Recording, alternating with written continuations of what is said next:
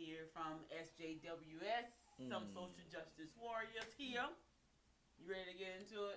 Yeah, I'm kind of, that last video we did, was called, I guess it's called 5,000 Year Later Apology. I kind of got excited in it. I was a little upset with the BLM. And the reason why I was upset with them because, they took advantage of the community. Seriously, they did. Oh, yeah. And what Candace Owens, brought to our attention is, something that should have been done a whole lot better to build a community. All this money that came in, but you had a whole bunch of greedy people that took it and did what they wanted to do for themselves. Their own pockets. So I'm a little outrageous. Y'all kicked that video out. I'm a little kind of, it's gonna be named 5,000 Year Later Apology. So you can check it out and yeah. It is what it is. Y'all gonna be surprised on that one. But let's get into this video right here, baby. All right. And this got a little bit of everything in this one. It do? It got a little bit of something in there. Oh, you don't see it already? No, I have not. Oh, how you know you got a little something? Because this is a compilation. Okay, let's get it. Let's get it. How can you argue that racism is not a driving factor in income inequality? Because it has nothing to do with race and everything to do with culture. And when you have a culture that doesn't, and when, you know what? Explain to me. You explain to me why black kids aren't graduating high school. Explain that one to me. Explain to me why black kids are shooting each other in rates significantly higher than whites are shooting each other. Explain to me why 13% of the population is responsible for 50% of the murder. Explain to me why the number of black kids in prison, not for innocent reasons, not for walking down the street and getting pulled into a prison, is so high. Explain, if it has nothing to do with culture, explain to me why the single motherhood rate in the black community jumped from 20% to 70% in the same course of time that the civil rights movement has made such tremendous strides. Is America more racist now than it was in 1960? And if it is, please explain to me how that happened.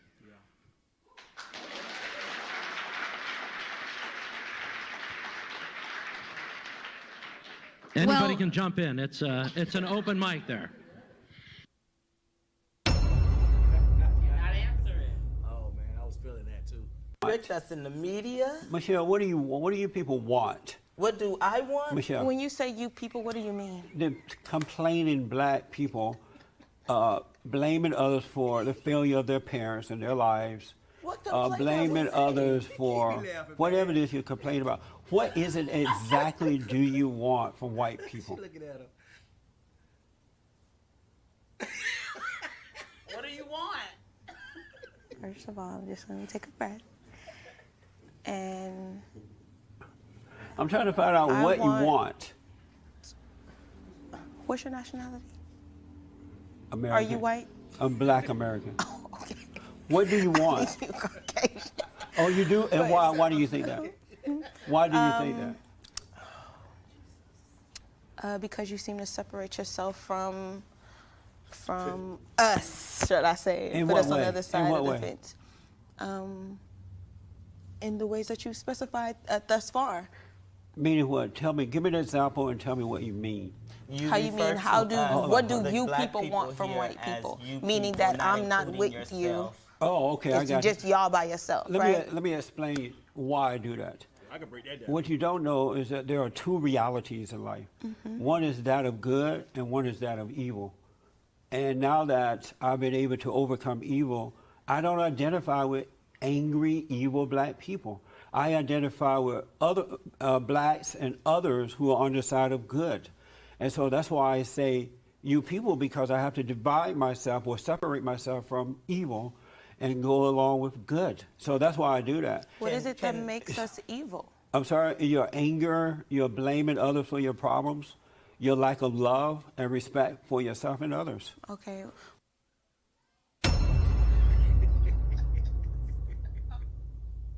Unbelievable, astonishing sexism. We have to teach young boys not to be boys so they won't be violent. Why is being violent being Get out. I'm sorry. Gender. We teach boys and girls that they're the same, and that's a problem. They are different. When we do experiments on young babies and even on related animals, we know that certain children go for certain toys. Boys and girls are different. To give you some context for all of this. you have to understand a little bit about the history of feminism. There have been two main strands. And here is our local expert. Well, of course, because of course men aren't allowed to speak about anything that isn't to do with no, men, the things except that you've no one's already really said. interested in.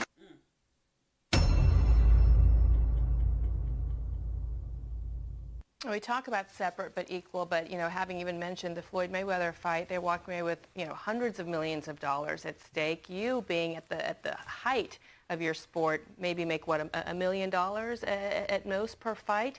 Does that anger you, and what can we do to change that? I don't like to talk about exactly how much money I make, but I'm extremely comfortable and happy. You are? Yes. Okay, so... And, you know, if I got to a point where I had almost 50 fights, I would probably be making close to the same amount of money that Floyd does. Oh. Trying to start something. And I'm a feminist because I believe in equality for men and for women and men, and for all genders. So women and men. No, all genders. No, so women and men. There's women. There are two genders biologically. I'm sorry. There isn't. There's you're not now you're totally excluding, you know, transgender, non-binary, you know, gender fluid people, and yeah, these. I mean, you can live in your unicorn world. I'm going to assume that you're a cisgender straight woman because you obviously that's really true. and that you probably haven't ever been raped. Either. I actually identify as an attack helicopter, so it's really offensive. You sound like you're speaking from a very privileged point of view here. Very privileged. Yes. I would like you to use my pronouns if you could. They're I, me, and my. So now you're mocking the LGBTQ community now. I have lots of LGBTQ friends, and they don't get professionally offended at everything. Just because you have LGBTQ friends doesn't mean that you're not homophobic or biphobic or transphobic. That's like me saying, oh, I have black friends, so I'm not racist. My LGBTQ friends are usually male and female and not some unicorn gender that's been made up. That's so hateful. You're just like erasing. Yeah. Construct. Gender is a social construct, right? And I don't have boobs. That's just a social construct. Oh, and penises don't exist, right? I have no idea what you're talking about. There's male and there's female. There are two biological genders. Science exists. I'm sorry to tell you all that science exists, but it does. There is biology, there is science. I mean, you can live in your magical, made-up world with trigger warnings. Friends, you know, hear you talking right now because You look like unicorns on top of the head. Don't offend unicorns like that. That would be funny, though. You know, like because they... Them unicorns that do live in this imaginary world, man. It's crazy, man. Why you gotta bring unicorns? Oh, man, because she talking about unicorns. They'll come out of the woodworks and defend me, guaranteed. Because I've got lots of friends. That's great. And you know what? I'm finding a lot of what you're saying extremely offensive. That's great. And I'm sure that I know a lot of people. And I mean, science probably disagrees with you. Validate those people's experiences, like transgender people. That's so important to their lives and their identity and their happiness and their well-being and their health. How can you deny the existence of these people's identities and their need to have that well-being? They can do whatever they want. That doesn't mean science or myself have to agree with you believing you are a gender, you believing you're a demigirl or some non-existent gender that's been made up. It's not just non-existent. It's incredibly important to them. You know what else is important? Science, facts, and biology. Those are also very important to the advancement of the human race, to treating people's diseases, to reproduction.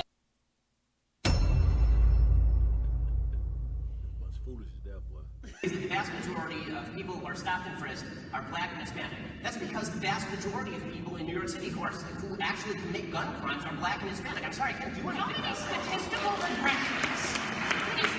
regressions do we have to run? That's not true. Look, and yes, that is 96% of all gun assailants in January to June 2008. 95% of all gun assailants in the city of New York are black or Hispanic. guys, again, how many regressions do we have to run?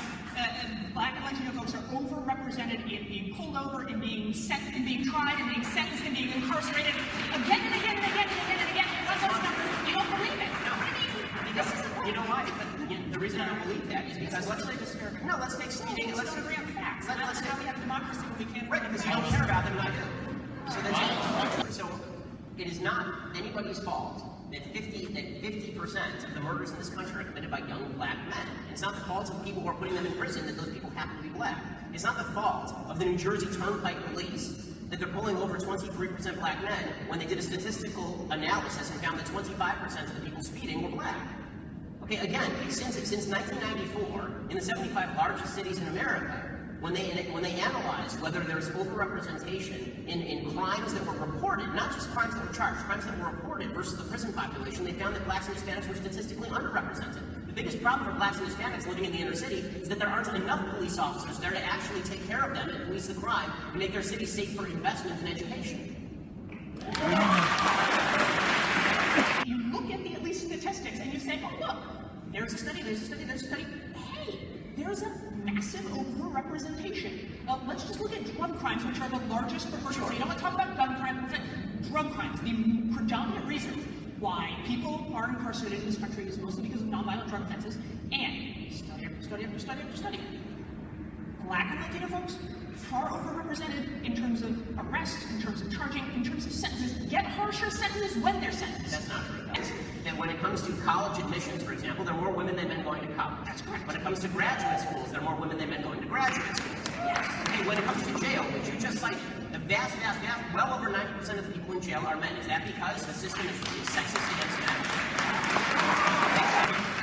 Are you arguing that the jailing system is now sexist against men because there are more men than women in prison? That's really your argument. Now, it does happen to also be the case that more men commit crimes. More men commit crimes. I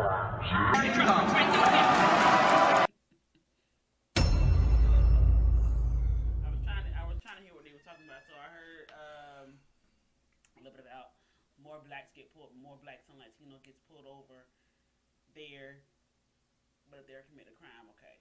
But if they commit a crime, they get pulled over, okay. And then they got into how there are more women that sign up for college or something like that. Part, no. I guess I'm not sure what she was trying to do at the end of this one. So she was trying to compare men and women at first, and then blacks to whites getting arrested. Yeah. They audio could have been better on that last one. Yeah, it could have been better, man. It's like a whole bunch of just. It was a whole bunch of love. I was bearing with it, all I heard was trying to bear with it myself. Blacks get 25% of blacks get pulled over. That's what I heard. I thought I heard that. I think I heard that too. And percentage of blacks are somewhat in jail. But I mean, I can't really tell you exactly what went on because it was kind of blurred to me what was going on. I'm like, well, I can't hear nothing, man. Yeah, you can't really hear anything. The sound was bad. Terrible. The sound was horrible. They were saying something. Oh, we know that. We know they were saying something. They were saying words. Their mouths was moving. All right, but I mean, you never. I lived in the hood, so I sold drugs. So I remember when I was right?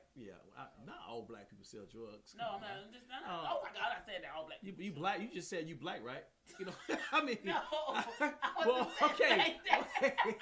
Hey, we keep real in this channel. But other than that, I remember, and I think I said this before. Sitting with my partners like, man, we ain't got no kind of crimes in Jacksonville, man. And man, Miami, man, that's the top murder state right there, man. We need to make it do what it do in Jacksonville. It's because that's all I knew. That's all I knew. You know what I'm saying? It took a couple of men to come into my life at going to church and a couple of older men to get in my life to kind of direct me in the right path. That I met my wife, and that was kind of direction too because she was in the church. So without that, I would have still been out there lost. You know what I'm saying? Because I had drug dealers, talking to me. I thought this was it. I thought I was going to live to be 26. I'm 46 now. 43 now, I'm sorry. She's looking at me like, tell the truth, shade the devil. But no, the reason I said something about the black part is because, but again, just because you were black, it didn't mean that that's what you were expected to do. You were not expected to be a drug dealer. No, I'm just trying to give them a picture on... I mean, I'm not trying to make an excuse for nobody. No. But all I'm saying, I'm back on BLM, and I'm going to say it again. This is when they come in and try to create opportunities to give people direction. Some of these people don't have direction. You know what I'm saying? All they know is what they know. You know what I'm saying? And some people need that direction. They make decisions, they kill somebody, and then they sit in the jail. I'm free to go now? Dude, you just killed somebody. I've seen this. You're not going, well, I ain't meant to do that. You know, dude, you just killed somebody. You're going away for a long time, buddy. And it doesn't register. It don't register. And it's sad. And I'm not trying to make excuses for no one. And it doesn't matter the race when all I'm saying is that we got to do better. We got to do better. As a people, it doesn't matter. As a people, man. We do, man. All right. Well, and back to this lady saying that all these genders and stuff. I mean, it's only like two of them. The last time I checked. Yeah, it's only two of them. You got people that sniff paint. I think that's very crazy, man. They sniff paint. And I'm like, you should sniff anything, but why are you sniffing paint? It's going to kill you eventually. And I'm like saying to myself, you know, can you change them? Can you make them not sniff paint? You can say, hey man, sniffing paint is not good. Don't do that. Don't sniff paint. You know, think about it. When we go to Walmart, they make you buy paint or something. They ask you how old are you? You know what I'm saying? They have somebody come over there to make sure that you know you had the legal age of buying paint, because a lot of kids was sniffing paint. You know, so that's what that's so what, huh? You did it with cough syrups too. Yeah. But I brought it up for a reason, because a lot of times I almost lost my where I was going at, but a lot of times. Now I'm thinking about what I need to say. A lot of times, people are just spaced out, man. And there's nothing you can do about it. And it's like, man, what are you thinking? Are you okay? And you're like, for real, dude, for real, you really believe that? And it's like, that's their opinion. They believe that unicorns sell drugs. They believe that frogs run the government. And that's what they believe. That's what they believe. And they have places for people like that. It's called the 4th Floor in Jacksonville. It's a little place they put them at to get some mental help, you know, and you can't make them believe anything else. No. You can bring it to them, and they gotta accept it. If they don't accept it, you walk away with it. You know what I'm saying? You give it to somebody else, and that person may accept it. It's just some people you can't, and I hope that's a good illustration, because I got kind of lost, and I was trying to bring it back, and I brought it back. I brought it back, baby. I brought it back. But other than that, because she knew I was lost at first. No. Y'all just don't be hearing what he be saying on camera sometimes, and I think about that thing, and I'm like, wait, oh my God. What I said on camera? Nothing. You just be saying stuff sometimes, and of course, you know I'm already like a giggly person anyway. Yeah. All right, guys. Well, you got anything else to add? No, I'm good, man. They probably tired of hearing me anyway. So. We love the wisdom that you're bringing. Bring it on. Yeah. All right, YouTube. But again, thank you guys for checking us out. Don't forget to like and subscribe. Comment, man. Because the thing is that you guys give us information too, man. You know what I'm saying? Oh, yeah. And we're consistently learning. Mm-hmm. You can never know everything. Every day you're learning something. Every day you're growing. I had to sub in the class last week, and the little girl was like, Miss Gibson, I'm done. I said, you're not chicken. You're not done. You say, you know what? We're never done learning. And the kids thought it was funny, but I was like, no, I'm serious. I'm not cooking. You know, you're not chicken. You're never done. And then one thing I learned, that the way you know that you're growing is you can look back and say, man, I did that. Man, I did that right there. Because you're learning, okay, that was something that didn't make no sense. But if you're still doing the same thing that don't make sense, and you don't care, you're one of the ones that got the unicorn on the head. They look corny. That's why Jordan Peterson said, you people. And I get where he was coming from. But a lot of times when you say you people, man, it kind of comes off as a racist It term. does come off as a racist. You know, but he was saying it's like, if you got a fool, right? Somebody that's a fool.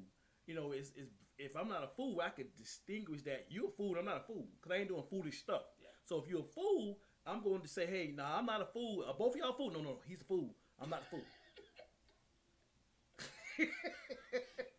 It's like you're wearing a uniform, like a police. You see a police. Say you use a police, right? And I'm not a police. You got your uniform on, right? I just got civilian clothes on. They're gonna say you're a police officer, right? And I'm a civilian, right? But if I have military clothes on and you got police officer clothes on, you're a police, and I'm in the military. Right. So that's how I distinguish that. So that's why I say you people. You people, the police department. Officer. Okay. Yeah. So that's what he was saying, man. So it was nothing. That's a good breakdown of that. Look at there. Look at God. But other than that, YouTube family, we love you. We're gonna give you guys a big piece.